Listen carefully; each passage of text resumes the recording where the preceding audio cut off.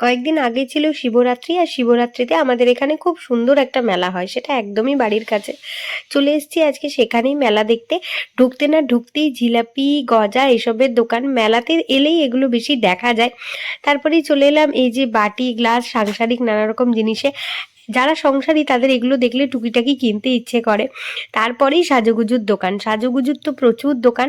আর এই দেখো শিব মন্দির, এখানে পাশাপাশি দুটো শিবের মন্দির, তাই এটা জোড়া শিব মন্দির নামে পরিচিত। তারপরেই চলে গেলাম একটা সাজুগুজুর দোকানে, আর এই দেখো কানেরের দোকান। মেয়েদের ভিড় জাস্ট উপচে পড়ছে। আমিও এখান থেকে একটা কানের দেখছিলাম, বাট দামটা একটু বেশি বলছিল, তাই আর এখান থেকে কিছু নিলাম না। তারপরেই চলে গেলাম এই কানেরের দোকানটায়। বর টুকিটাকি দু একটা কানের কিনে দিল।